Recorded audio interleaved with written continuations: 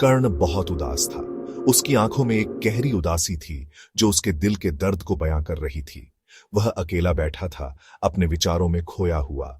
उसकी आंखों में एक अजीब सी चमक थी जो उसके अंदर की बेचैनी को दर्शा रही थी। उसका मन सवालों से भरा हुआ था। वह सोच रहा था कि उसकी जिंदगी में इतनी तकलीफें क्यों हैं। हर सवाल के पीछे एक गहरी पीड़ा छुपी हुई थी। वह अपने जीवन के हर मोड़ पर सवालों से घिरा हुआ था जिनका कोई जवाब उसे नहीं मिल रहा था। जिंदगी भर उसने सिर्फ तकलीफ और बेइज्जती सही थी। हर कदम पर उसे संघर्ष करना पड़ा था।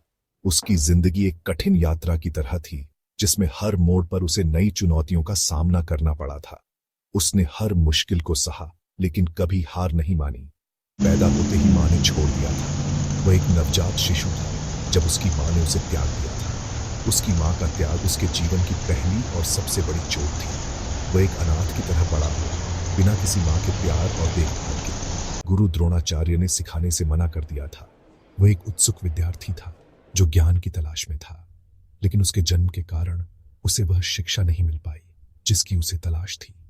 यह उसके जीवन की दूसरी बड़ी चोट थी जिसने उसे और भी मजबूत बना दिया। लोग हमेशा उसे नीचा देखते थे। समाज ने उसे कभी स्वीकार नहीं किया। हर जगह उसे तिरस्कार और अपमान का सामना करना पड़ा। लोग उसे हमेशा उसकी जाति और जन्म के आधार पर आंकते थे और उसे नीचा दिखाने की कोशिश करते थे।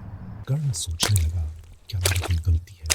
वह अपने आप से सवाल करने लगा, क्या उसकी जिंदगी में इतनी तकलीफ है उसकी अपनी गलती है? क्या उसका जन्म ही उसका सबसे बड़ा गुनाह है? वह अपने आप से यह सवाल बार बार पूछता रहा, क्या मेरा पैदा होना ही मेरा गुनाह है? यह सवाल उसके दिल और दिमाग में गूंजता रहा। वह अपने अस्तित्व पर सवाल उठाने लगा, क्या उसका जन्म ही उसका सबसे बड़ा गुनाह है? क्या उसकी जिंदगी में इतनी तकलीफ है सिर्फ इसलिए कि वह पैदा हुआ है? वो इन सवालों का जवाब ढूंढ रहा था। वह हर जगह जवाब तलाशने की कोशिश कर रहा था। उसने किताबों में, लोगों में और यहाँ तक कि आसमान में भी जवाब ढूंढने की कोशिश की, लेकिन उसे कहीं भी संतोषजनक जवाब नहीं मिला। तभी उसके सामने भगवान श्री कृष्ण आ गए। भगवान श्री कृष्ण ने उसके सवालों का जवाब देने के लिए प्रकट हुए। उन्होंने कर्ण को समझाया कि उसकी तकलीफें और संघर्ष उसके कर्मों का परिणाम है। उन्होंने उसे यह भी बताया कि उसकी जिंदगी में हर मुश्किल का एक उद्देश्य है और उसे अपने कर्मों पर गर्व होना चाहिए। श्री कृष्ण को देखकर कर्ण को थोड़ा सुकून मिला। कर्ण ने अपने जीवन में बहुत सी कठिनाइयों का सामना किया था और श्री कृष्ण का आगमन उसके लिए एक नई उम्मीद की किरण लेकर आया था। कर्ण ने हमेशा अपने कर्तव्यों का पालन किया, लेकिन उसके मन में कई सवाल थे जो उसे परेशान करते थे। उसने श्री कृष्ण को प्रणाम किया और अपने दिल की सारी बातें बता दी। कर्ण ने अपने जीवन की सारी परेशानियों और संघर्षों को श्री कृष्ण के सामने रखा। उसने बताया कि कैसे उसने हमेशा धर्म का पालन किया, फिर भी उसे हमेशा कठिनाइयों का सामना करना पड़ा। उसने पूछा, प्रभु, क्या जिंदगी हमेशा इतनी मुश्किल होती है? क्या मेरे कर्मों का फल मुझे इस रूप में मिल रहा है? कर्ण के मन में कई सवाल थे और वह जानना चाहता था कि क्या उसकी तकलीफों का कोई अंत है? क्या मेरा कोई कसूर है जिसकी वजह से मुझे इतनी तकलीफ सहनी पड़ रही है? श्री कृष्ण मुस्कुराए। उन्होंने कर्ण की बातों को ध्यान से सुना और उसकी परेशानियों को समझा। श्री कृष्ण का मुस्कुराना कर्ण के लिए एक सांत्वना का प्रतीक था। उन्होंने कहा, कर्ण, तुम्हारे सवाल लाजमी है। जीवन में हर किसी को कठिनाइयों का सामना करना पड़ता है, लेकिन यह महत्वपूर्ण है कि हम उन कठिनाइयों से कैसे निपटते हैं। श्री कृष्ण ने कर्ण को समझाया कि जीवन में संघर्ष और चुनौतियां हमें मजबूत बनाती हैं। हर इंसान जिंदगी में दुख और मुसीबतों का सामना करता है, लेकिन यह हमारे ऊपर है कि हम उन मुसीबतों से कैसे निपटते हैं। श्री कृष्ण ने कहा कि जीवन में आने वाली हर चुनौती हमें कुछ नया सिखाती है और हमें आगे बढ़ने के लिए प्रेरित करती है।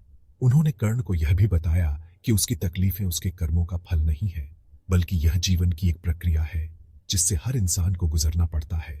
श्री कृष्ण ने कर्ण को यह भी समझाया कि उसकी मेहनत और संघर्ष व्यर्थ नहीं जाएंगे और एक दिन उसे अपने प्रयासों का फल अवश्य मिलेगा। कर्ण ने श्री कृष्ण की बातों को ध्यान से सुना और उसे एक नई दिशा मिली। उसने महसूस किया कि जीवन की कठिनाइयां उसे और भी मजबूत बना रही हैं और उसे अपने लक्ष्य की ओर बढ़ने के लिए प्रेरित कर रही है। श्री कृष्ण के शब्दों ने कर्ण के मन में एक नई ऊर्जा और उत्साह भर दिया। उसने ठान लिया कि वह अपने जीवन की हर चुनौती का सामना करेगा और अपने कर्तव्यों का पालन करते हुए आगे बढ़ेगा। इस प्रकार श्री कृष्ण के आगमन ने कर्ण के जीवन में एक महत्वपूर्ण मोड़ ला दिया और उसे एक नई दिशा और उद्देश्य प्रदान किया। श्री कृष्ण ने समझाया, कर्ण, हर किसी की किस्मत पहले से लिखी होती है। हम सबको अपने कर्मों का फल भोगना ही पड़ता है।